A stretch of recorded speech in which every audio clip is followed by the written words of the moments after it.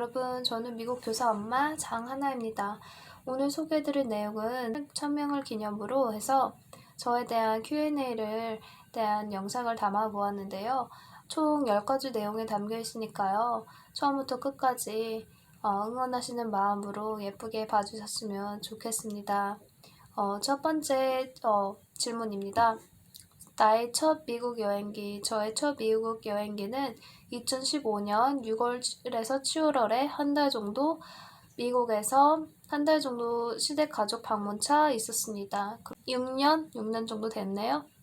남편이 독일에서 일하기 전에 미국에서 한두 달 시댁을 방문하고 가족들이 어떻게 지내시는지 인사를 드릴 겸 한 달 정도 미국에 방문을 하였습니다. 그리고 나서 미국에 쭉 살게 된 것이 아니라 그리고 나서 독일에서 2년을 살다가 미국에서 살게 된 것이죠. 미국에 살다가 다시 한국에 잠깐 살다가 다시 미국에 살게 되었습니다. 그거는 아이에게 데이케어 문제이기 때문에 한국의 데이케어를 잠깐 이용하기 위해서 잠깐 남편이랑 떨어져 지낸 적이 있었습니다. 그리고 나서 정식적으로는 2년 전부터 미국에서 이제 정착해서 살고 있는 것이지요. 두 번째 질문은 어쩌다 미국에 가게 되으셨나요? 이민에 대한 이유이죠. 저는 남편이 저희가 사는 위스콘신 주의 출신이기 때문에 여기서 생활하기가 한국에서 사는 것보다 경제적으로 더 먹고 사는 게 더 낫다고 판단이 되어서 여기서 살게 되었습니다. 왜냐면은 제가 아이를 낳고 나서 직업을 가게 되었고 아이를 낳기 전에는 아르바이트는 한국에서 잠깐 했었지 정식적인 직업도 없었고 그리고 남편은 한국어를 잘 하지 못하기 때문에 한국에서 경제적으로 생활을 하면서 아이와 함께 사는데 무리하다고 판단이 들었기 때문입니다. 세 번째는 저희 위스콘신 주에는 별로 그렇게 번화한 곳이 없는 것 같은데 왜 위스콘신 주에서 사시고 계시나요? 라는 구독자님의 질문에 대한 내용인데요. 세 번째 질문에 대한 대답은 저희가 사는 곳은 사람들이 많고 번화한 다운타운은 아니지만 서버브 지역입니다. 서버브 지역에도 오락 및 문화시설, 쇼핑시설, 학교, 의료시설 모두 다 차로 5분에서 10분 정도만 가면 다 가깝게 맞닿을 수 있는 편리한 지역에서 살고 있습니다.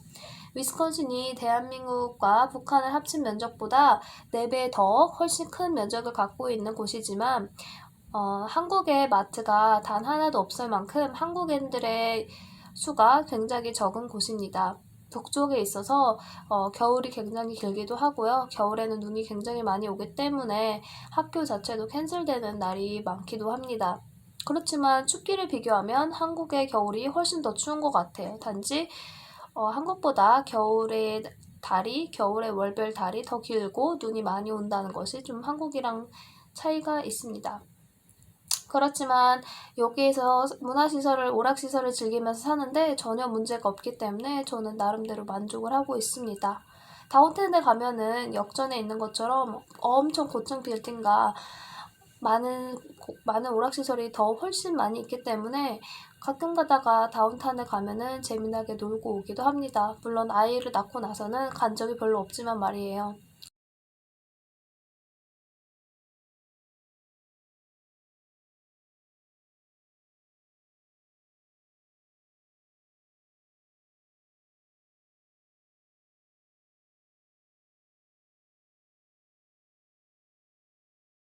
네 번째 질문은 남편과의 첫 만남은 어떠셨나요?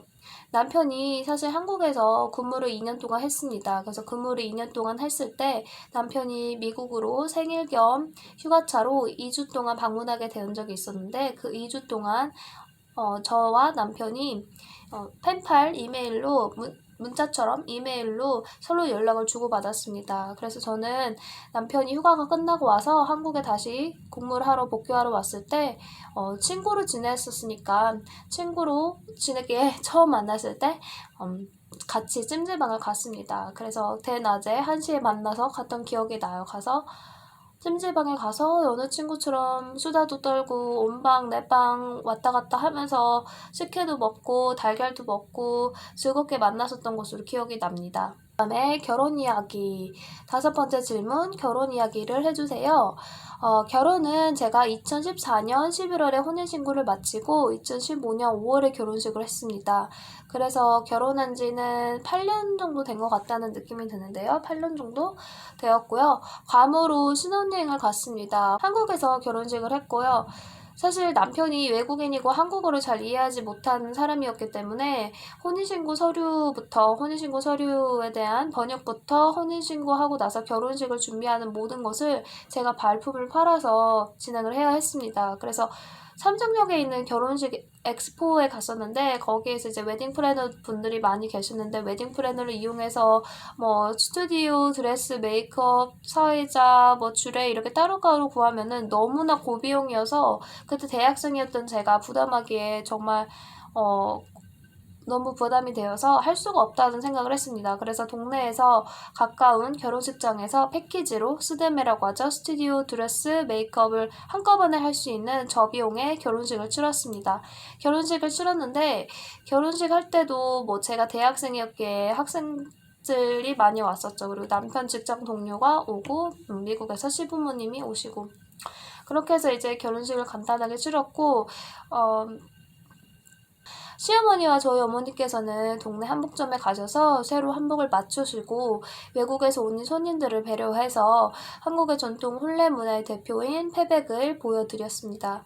대추와 밤의 의미도 설명을 드렸는데 아주 즐거워하셨어요. 밤은 그때 2개 골랐고 대추는 그때 하나를 받았던 걸 기억을 해요. 대추는 이제 씨가 있기 때문에 아들을 의미하고 밤은 씨가 없기 때문에 딸을 의미한다고 해서 딸 2의 아들 하나 이렇게 이제 패백을 할 때 시부모님이 던져줄 때 그렇게 받으셨는데 남편은 워낙 아들을 좋아하기 때문에 되게 많이 아쉬웠던 기억이 나네요. 저는 딸이 너무 좋기 때문에 지금 딸 1명에 만족을 하고 있습니다.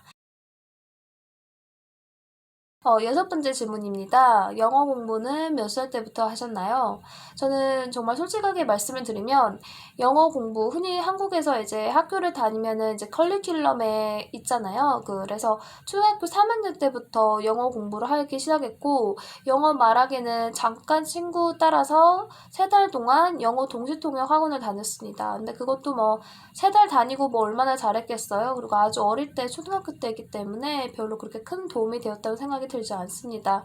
간되고 나서 이제 본격적으로 영어 회화에 관심을 갖게 된 나이는 제가 한국 나이로 22살 때 되던 해였습니다. 그래서 마이크 엘리엇님의 잉글리시 인 코리언이라는 유튜브 채널을 보고 되게 영어 말하기에 관심을 갖기 시작했어요. 그래서 그걸 보고 와 나도 영어를 정말 잘하고 싶다. 나도 다양한 글로벌한 국제 친구들을 사귀어보고 싶다라는 생각이 들어서 그때부터 이제 영어 공부를 하기 시작했고요. 영어 장문을 영어로 이제 문장을 쓰기 시작하면서 되게 많이 영어 말하기가 많이 늘었던 것 같아요. 이 영어 장문이 뭐 읽기, 나는 뭐뭐 했다, 그래서 뭐뭐 했다라는 영어 장문, 그런 혼자 말하기 영어 장문보다는 다른 사람하고 대화할 수 있는 영어 장문을 해외에 있는 펜팔 친구들과 이메일을 주고받으면서 많이 했습니다. 그래서 카카오톡으로도 심지어 국제 친구들하고도 한 10명 넘게 영어 말하기 연습을 위해서 문자를 주고받고 했던 것 같아요. 그럼 이제 인터팔이라는 펜팔 사이트가 있습니다. 해외 펜팔 사이트를 네이버에 검색하시면 나오는데요. 거기 인터내셔널 펜팔이라는 홈페이지에서 여러 가지 나라의 국제 친구들을 사귈 수가 있으니까 중국어나 일본어나 한국어나 뭐 다양한 스페인어나 영어를 연습하시고 싶은 분들은 친구를 그 사이트를 통해서 이메일을 주고받으면서 사귀면은 되게 영어 말하기나 다른 외국어 말하기가 많이 늘 것 같아요. 이제 영어로 이제 장문하면서 밥을 먹었니? 너 오늘 몇 시에 일어났니? 너 오늘 학원 가니? 이런 식으로 아주 일상적인 대화를 영어 장문으로 이렇게 문자를 하면서 영어 말하기가 그냥 정말 한 달 사이에 정말 쑥 많이 늘었던 것 같아요. 그리고 또 솔직히 말씀드리면 저도 영어 학원을 다녔는데요. 성인 되고 나서 이제 영어 배우기에 관심이 있어서 영어 학원을 6개월, 겨우 6개월을 다녔는데 영어 6개월을 다니면서 근데 정말 그 학원 때문에 는 것 같다는 생각은 들지 않고 단지 제가 이제 수능을 영어를 공부를 하면서 수능 영어 때 이제 문법을 문법에 대해서 빠삭하게 배우고 영어 문법에서 벗어나서 영어 구문, 영작을 하는 방법에 대해서 이제 독해를 열심히 공부하다 보니까 영어 학원에서 영어 말하기를 설명하는 것이 그냥 100% 쑥쑥 스펀지처럼 흡수하게 되었어요. 그래서 접속사를 이용하면 아무리 긴 문장도 내가 내 입으로 말할 수 있는 능력이 있구나. 그걸 깨닫고 나서부터 접속사를 사용해서 영어 문장을 장문으로 써봐서 친구들이랑 대화하고 말하고 그러다 보니까는 영어 말하기가 정말 쑥쑥 늘었습니다. 그래서 어느 정도까지 늘었냐면 제가 영어 처음에 접했을 때 만 22살에는 어제 몇 시에 잤니? 라는 질문조차도 할 수 없었어요. 그게 6개월 진짜 지나고 1년 사이에 꿈을 꾸는데 이제 영어로 꿈을 꿀 수 있게 된 거예요. 그래서 영어로 말을 하는 경우가 생긴 거예요. 근데 이제 낮잠을 잠깐 자고 있었는데 이제 뭐 어머니께서 이제 지나가시다가 하신 말이 너 자면서 영어로 네가 뭐 말을 한다, 잠꼬대를 하는 것 같다 해서 영어로 잠꼬대를 할 수 있을 정도의 경지까지 그게 그렇다고 해서 제가 영어를 아주 잘하는 사람은 아니지만 그냥 자유자재로 영어를 말할 수 있는 정도까지 1년 안에 외국에 한 번도 나가보지 않고 그렇게 할 수 있는 능력을 갖게 되었습니다. 그리고 저희 채널 목록에서 엄마 영어라고 있습니다. 그 엄마 영어 항목을 누르면 그곳에 저의 문법에 대한 온 혼신을 담은 영상들이 쭈루룩 있는데요. 그것을 다 보시면 영어 학원을 굳이 다니지 않고서도 제가 말씀드리는 것들 필기하고 그것을 통해서 문장을 여러분들이 직접 만드시는 것을 계속해서 하루에 10문장씩이라도 반복을 하시면 영어 말하기가 정말 쑥쑥쑥쑥 느시는 것을 경험하실 수 있을 거예요. 정말.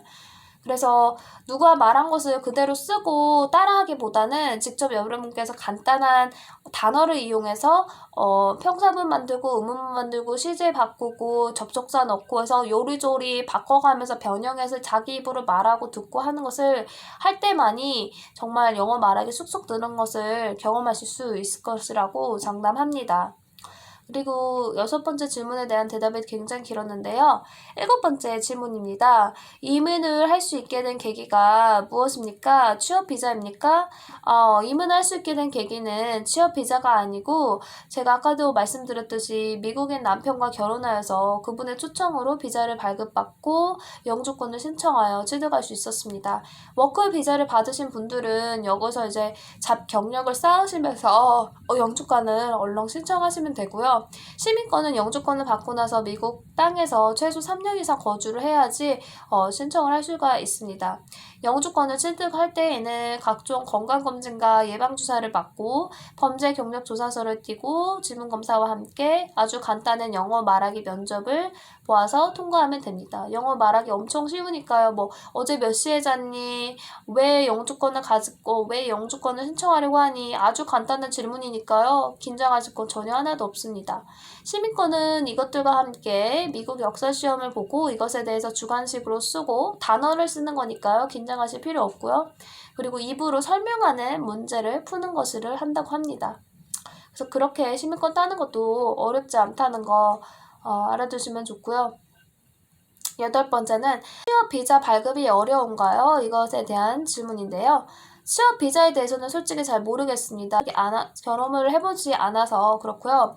근데 만약에 한국에서 이제 스카우트 되어서 미국 회사에서 일하게 될 경우에는 워크 비자가 나오기 쉽기 때문에 미국에 비자 없이 취직하기가 매우 어렵습니다. 예를 들어서 한국에서 삼성전자나 어떤 LG전자에서 무슨 엔지니어 일을 하고 있습니다. 컴퓨터 엔지니어 일을 하고 있는데 그 엔지니어에서 높은 사람이 휴먼 리소스 인사부팀에서 미국에 자기가 가는데 너도 같이 갈래? 그러면서 미국의 GE 미국의 대표 컴퓨터 공학 그 엔지니어 기업이죠. 그 기업에 같이 스카우트 제안을 해서 같이 될 경우에는 취직하는데 별 무리가 없고 워크 비자를 따서 오기가 쉽지만은 비자 없이 취직하기에는 좀 어려운 점이 있습니다. 그래서 비자가 없은데 취직 비자를 취직을 하고 취업 비자를 가지시려면 보통 학생 비자로 와셔서 워크 비자로 변경하시거나 워크 비자를 시작하기 전에는 미국에서 근무할 직종이 있잖아요. 미용사면 미용사, 베이비시터면 베이비시터 그 직업을 가지고 그 직업에서 요구하는 자격증을 미리 따시고 그 자격증을 따시고 나서 내가 이 자격증을 갖고 미국에서 이런 일을 하려고 하는데 워크비자가 필요하다. 그것을 이제 회사를 통해서나 아니면 미국 그 이민 담당 부서에 가셔가지고 온라인으로 워크비자를 신청하는 방법이 있습니다. 솔직히 워크비자에 대해서는 제가 직접 해보질 않았기 때문에 자세하게는 설명을 더 이상 못 드릴 것 같아요.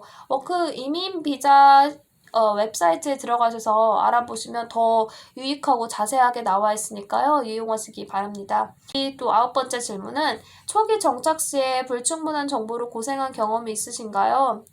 남편이 하는 일을 눈으로 보고 또 직접 경험을 하면서 미국에서 이제 사는 법에 대해서 점차 익히게 되었습니다. 그래서 교통사고 후 처리 어떻게 하는지, 차보험 회사에 어떻게 전화를 해서 사고 처리를 하는지, 차 키를 잃어버렸을 때 어떻게 하는지, 집 문이 갑자기 안 열릴 때 어떻게 열쇠를 따는지, 아이가 갑자기 아플 때는 어떻게 해야 되는지, 차가 갑자기 도로에서 안 움직일 때 어떻게 해야 되는지, 미국 은행에서 가서 통장을 만들 때는 어떻게 해야 되는지, 이런 것들을 또 남편이 워낙 인디펜던트한 사람이기 때문에 다 해주지 않습니다. 그래서 다 해주지 않고 네가 성인이니까 너가 알아서 하는 부분도 있어야 해. 내가 모든 것에 함께 할 순 없고 네가 스스로 할 수 있어야 해. 너는 성인이니까. 이렇게 말하는 사람이어서 구글을 이용해서 아니면 아는 사람에게 전화를 해서 이제 문제를 해결해 나가려고 합니다. 그래서 차 키를 잃어버리거나 차가 고장나거나 운전하다 중간에 멈췄을 때는 트리플 A라는 회사가 있는데 그 회사에 전화를 하셔서 가입을 하시고 서비스를 바로 이용하시면 됩니다. 되게 저렴하기 때문에 엄청 유용하고요. 언제든지 미국 전역 어디에 있든지 바로 서비스 팀이 달려와서 도와주기 때문에 멤버십에 가입해 두면은 정말 유용합니다. 또 다른 문제가 생겼을 때는 구글에 검색해서 near me 이렇게 하면은 나랑 가까운 곳 이렇게 하면 집에서 가까운 순서로부터 후기가 좋은 곳부터 이렇게 쭉 보셔서 전화하셔서 문제를 해결하실 수가 있습니다. 이민을 해서 살려면 제가 진짜 이 영상에서 말씀드리고 싶은 엑기스는 이민을 해서 사시려면 기자 정신이 필요합니다. 기자, 리포터 정신이 필요합니다. 궁금하면 발품을 팔거나 서치를 하여서 그 분야에 대해서 잘 알거나 경험이 있는 분께 여쭤보는 자세가 필요합니다. 나는 영어를 못한다고 주저하거나 아니면 나는 소심해 못하겠어 라고 소심해서 주저할 경우에 문제를 해결하는 데 차질이 많고 좋은 기회를 다 놓칠 수가 있고 자꾸 누군가에게 의존하는 아기 같은 사람이 되기 때문입니다. 기자 정신으로 모르면 묻고 알아도 더 알기 위해 공부하며 자꾸 자신을 스스로 발전하며 사는 태도가 필요합니다. 이거는 한국에 살든 외국에 살든 마찬가지인 태도 같아요. 기자 정신으로 사는 거. 자꾸 남편이나 아내에게 의존하려고 하지 말고 부모에게 의존하려고 하지 말고 자기 스스로 이 자본주의 사회에서 떳떳하게 독립적이고 책임감 있는 성인으로 사는 자세가 필요한 것이죠. 10번째는 마지막 질문입니다. 불안한 미래, 다가오는 역행에 대처하는 나의 평소 마음가짐은 9번째 질문과 되게 연결되는 내용인데요. 지금처럼 원하는 목표를 이렇게 세우고 그것을 이루기 위해서 천천히 계획을 꼼꼼하게 정한 다음에 그 일을 겪은 사람들이나 그 분야의 전문가를 직접 발품을 팔아 찾아가서 문의를 하고 상담을 해서 최대한 인적 인프라를 많이 이용을 하여서 역경이 와도 이겨낼 수 있는 담담한 마음이 생긴 것 같습니다. 저는 항상 목표를 하면 시간이 오래 걸려서 그렇지 다 이루어왔기 때문에 그 쌓인 자기 효능감과 살 수 있다는 자기 효능감과 자신감, 성취감이 있어서 그런지 불확실한 미래에 대해서 오는 역경에 대해서도 제가 다 무사히 이겨낼 수 있다고 굳게 믿기 때문에 그리 많이 염려하지는 않습니다.